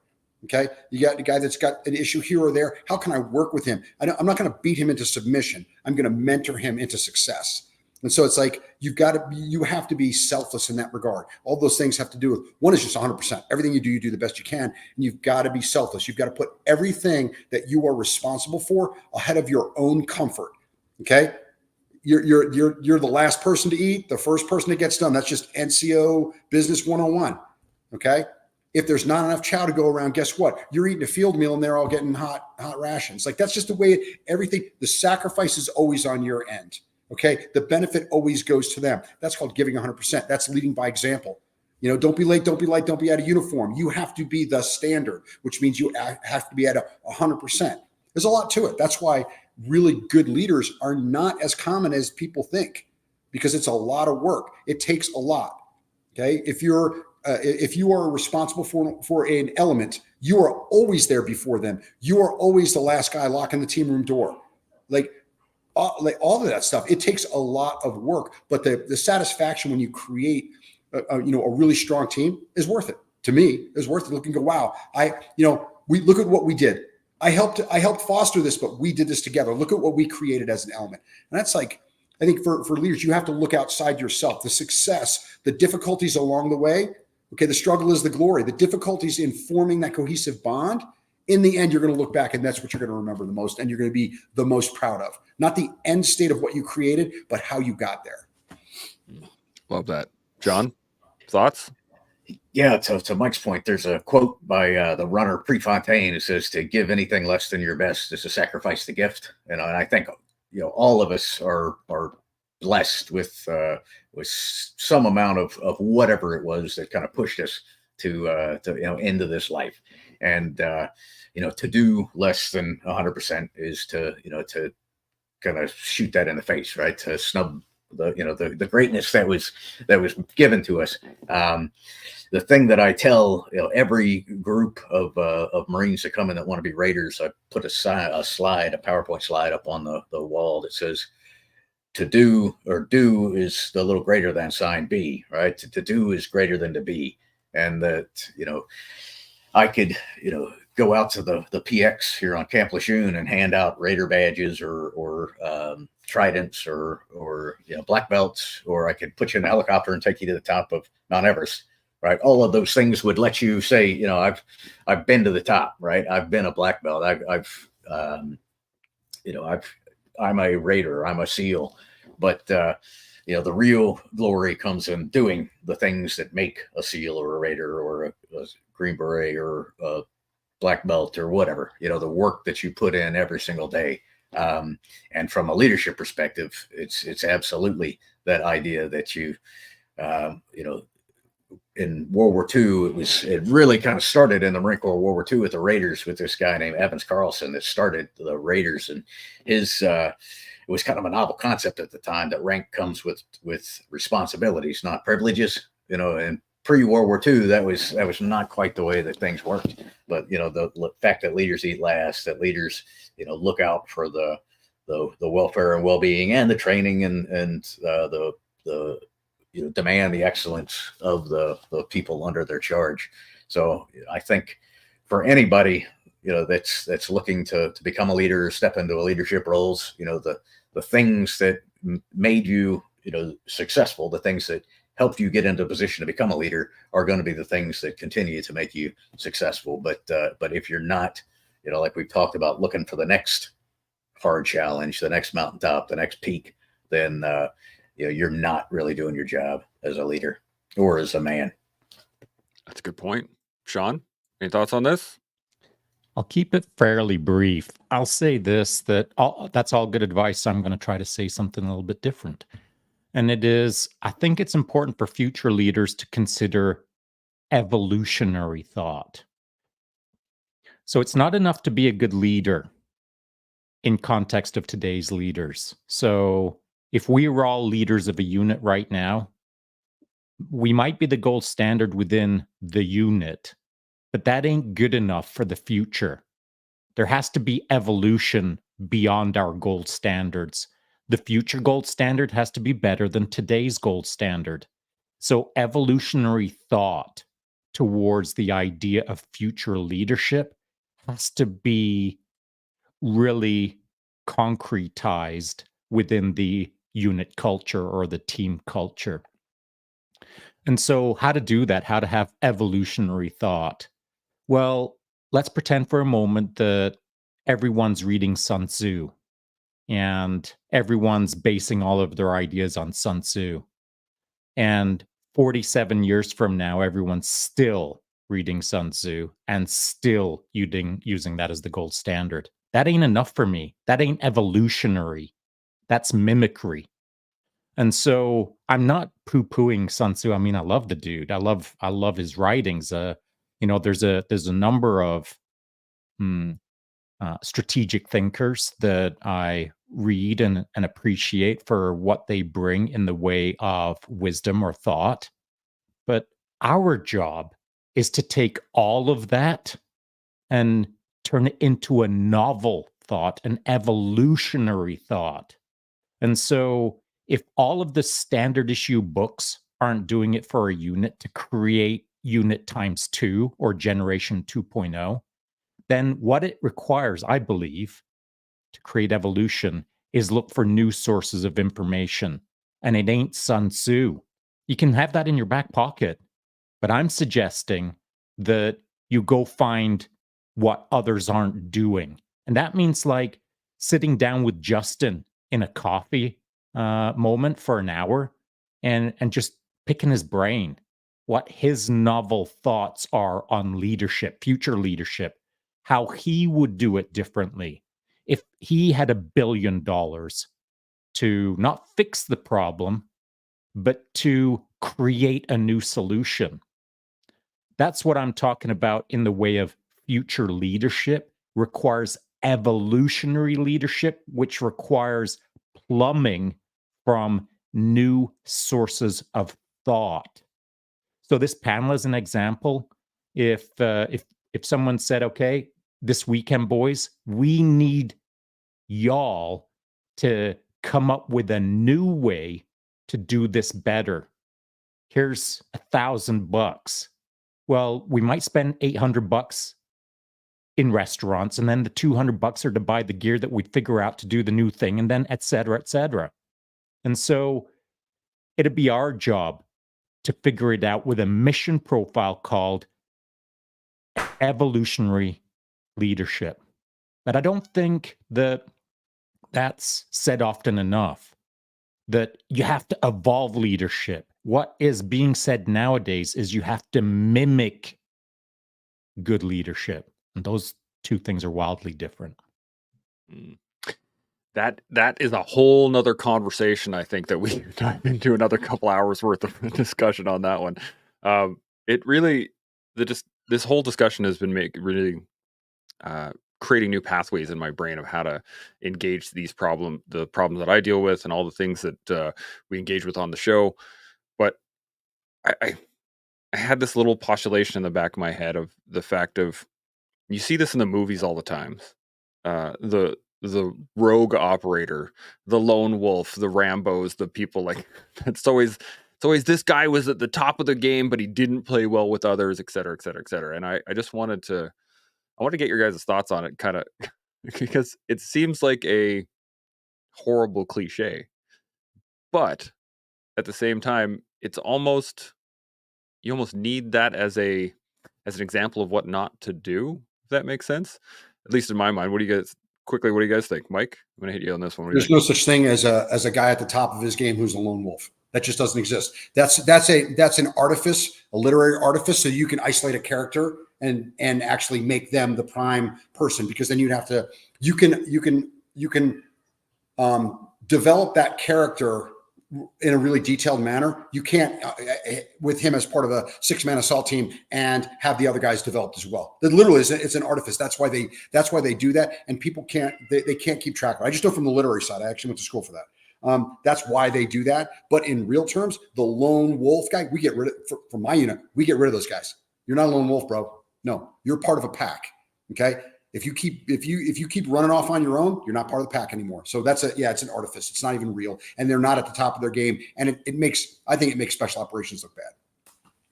That's it. Well, this is why I wanted to bring it up, because I think that after everything we've said has been it's kind of a misnomer now when people look at it, but that's kind of how a lot of, I'm going to say, normies, people that don't have experience with the military, that's what they see. That's what's portrayed. So I just wanted to get your guys' thoughts on it. John, what do you think on it? Yeah, I'd absolutely agree. But I think that, in the context of the movie or the book, Rambo wasn't a lone wolf when he was with his team, right? He was, it was only after he got out that he had issues. So I think that was particularly in the really excellent novel. That was the point that they were trying to make, the challenges of reintegrating and things. But absolutely agree with Mike that it's impossible. Like, you can't have both of those things. You can't be at the top of your game and not be able to work on a team. There may be places where you can do that, but they're certainly not at any special operations organization I've ever experienced. Yeah, absolutely. Justin, any thoughts on this? Yeah, just going to piggyback on what Mike and John said there. I mean, the lone wolf, when you say he doesn't play well with others, it really means he doesn't play well with others that are not like him, right? Like we play very well with like-minded individuals that have one mission, right? A purpose. And it doesn't exist. What we see is people say, oh wow, that guy's kind of a lone wolf and he's special in some way. And I always, when people say that to me, I'm like, I'm not special, because I remember sitting in the room with all those other guys thinking that I'm just one of the guys, and many of them are better than me at different things, right? So we know amongst our community that we're just another one inside that community. So like Mike and John said, they don't really exist. That's pop culture making it seem like we've got these rogue warriors out there doing that kind of thing, but it's just not true. There's a lot more of us out there in cohorts than people think, and that's it. Yeah, love it. Sean, thoughts on that? Yeah, I won't reiterate what the guys said, but I do agree with what the guys said. I think the one thing that does stand out in respect to the title of, that rogue lone wolf dude or whatever, it is kind of an important role to play, even if it's only just an avatar or a literal or a literary representation of a thing. Whether it's a thing or not is neither here nor there. I think it's important to have the idea out there because, and I'm going to use like Jason Bourne as the example, he was created, as a single guy within a single program, and it's just a pile of nonsense. But the normies believe that there's Jason Bournes out there that somehow were born as a Jason Bourne, and with a little bit of magic wand motion, they are now operating out there as lone wolves, and it's laughable at best. But the characters like Jason Bourne's, I believe exist, but they exist within teams. And so they were created in a team environment, and they were created through cooperation. And so Jason Bourne, in my opinion, wasn't the full representation of what he could have been because he wasn't in a team room.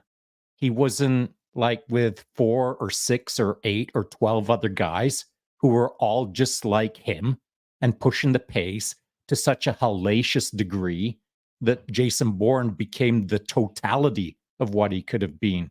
He wasn't competing against anyone.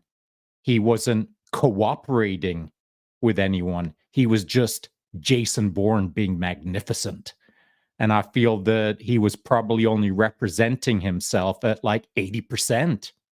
Because you need that extra, you need to be surrounded by people who are going to draw the best out of you. And using Jason Bourne as the example, he wasn't surrounded like that. And so I feel, the lone wolves of the literary world are fun to consider, but they came from a team that made them if they're worth their salt. Yeah, that's fantastic. That was the thought that I wanted to get across specifically for this panel, because the units that you guys come from get put on a pedestal quite often, and a lot of people think that the people that are involved in those units are special in some way, as Justin was saying. And really it's, goes back to, and I've heard this from every operator I think we've had on, is that it's, how bad do you want it?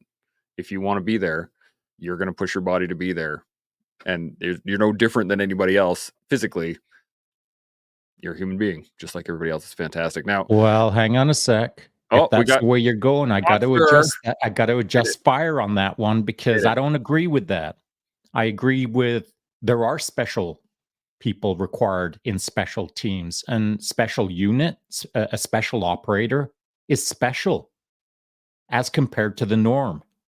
That's why it's called special operations. It's not just called operations. And so the characters that end up in special operations, generally speaking, and this holds out statistically, usually have higher IQs, usually have greater ability to commit, usually have ... I'm not going to do the laundry list of what separates someone who is in a special unit versus not. Special operations is not for everyone. It requires a special individual, but that doesn't make you special That's just the bare minimum to get in through the door. And then you're just a normie within a special unit. And it's your job to keep up with the pace that you probably can't keep up with. And that is the hunt. And so my next door neighbor would have never been in special operations. But that's not because they're a jerk. It's just because they don't have those special qualities.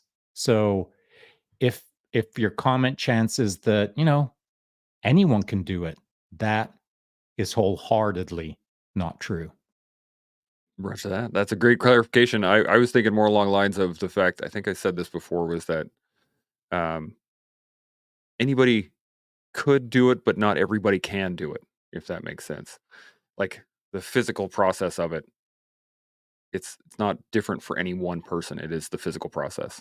But I do appreciate the clarification. That was excellent.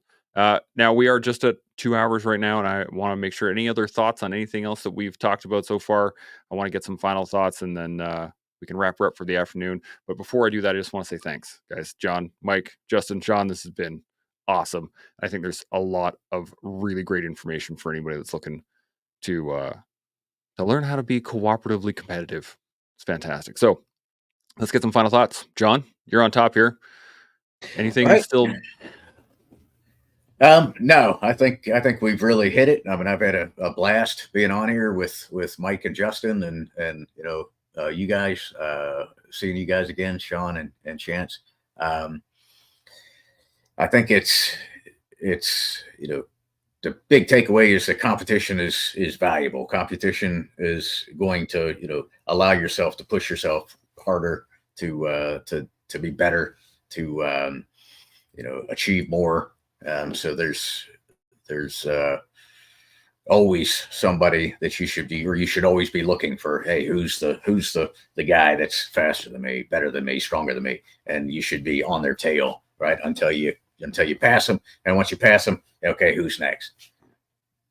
Love it. Mike, final thoughts? Yeah, final thoughts. Everybody's covered everything. I'm going to just leave a final thought, like a kind of more prophetic one that comes from gurgling in a puddle of my own blood. People dream from a wheelchair about the things you're too tired to do. So everybody listening to that, get out there and lean into it, man. You don't know what it holds. Like all of what makes special operations special is they're leaning forward. They're always leaning into it. They're looking for a challenge. They're never too tired to do it. And the minute you say to yourself, man, I'm too tired, I'm too tired to go for a mountain bike ride, Sean, then you're like, oh no, I have to go for one now and I have to crush it. Okay. So just remember that. There are people sitting in wheelchairs now dreaming about the stuff that you're too tired to do because you don't want to push yourself. Okay. Get out there. And the best way to push yourself is to compete. Get in, whatever it is. Do Spartan races, do tactical games, do mountain bike races, do jiujitsu, whatever it is. Do something that shows you're still alive. I see too many people sit on the couch and they languish. And that's why some people that are the same age as some of us here don't look like any of us here. There's a reason for that. So get after it. Bam. Love it. Justin, final thoughts? Yeah, appreciate your guys' time and sharing the panel with John and Mike. I admire you guys, of course. You came up through the ranks before me, and you guys have got a lot behind you, and I'm sure a lot more in front of you. I hope to continue to do the same, right? But yeah, that competition piece, it's vital to us. It's vital to type A personalities, keeping your mind healthy and sane, right? So guys that are getting out or guys that are transitioning to the next stage of their life, it's even more important, right? And then, the last thing I would just say is on the competition piece, maybe don't choose something easy to compete at, right? Like pick something hard. Okay. Back to Mike's thing. It's easy to sit there on your keister and not do much. But if you're like, okay, I'm going to compete and it's, whatever, underwater basket weaving, like maybe something else, right? Let's get out there and get after it. So thanks. Yeah, absolutely. As Sean likes to say, World Championship macrame. Let's get at it. Sean, any final thoughts? I do. The fellas kind of hit it in the area that I felt like I wanted to expand on. That is consequences. Anything that you're involved in has to have consequences in order for you to understand what you're involved in. And so if your sport is a 100-meter sprint and you're competing against everyone around you and you're not seeing white dots at the end of your sprint, then you weren't all in. You weren't competing. You were attending. And I feel that there's a wild difference between competing and attending. By signing up for a competition, standing on the start line, and then getting across the finish line and smiling and waving to your admiring fans without seeing white dots, you weren't in it. You were just attending. You weren't competing. There has to be consequences. If I'm doing something bonkers, I want to feel like I'm going to vomit. If I'm going to lose, it can't just be a shrug of the shoulders. So to make things important, you've really got to invest yourself into the process to get you to the start line. That might mean several years of sweat, blood, and tears in the dark where nobody's watching you. But when you step on that start line and get after it, if for whatever reason you only make it halfway through the event and then you break a leg or you hammer and get some dental work or whatever, you're going to feel that moment, not just because of the dental bill, but because you poured yourself into it.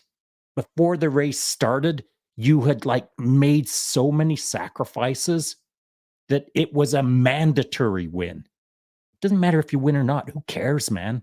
It's the sacrifice that counts, not just the attendance. So make it sting. Whatever it is that you're going in for, it has to have a bite to it. And if you feel the bite, then good. Bam. I got nothing else. I'm not going to add anything to that. I think that was perfect the way it was. So as we all continue to learn, build, and grow, we'll see y'all next week. Chimo.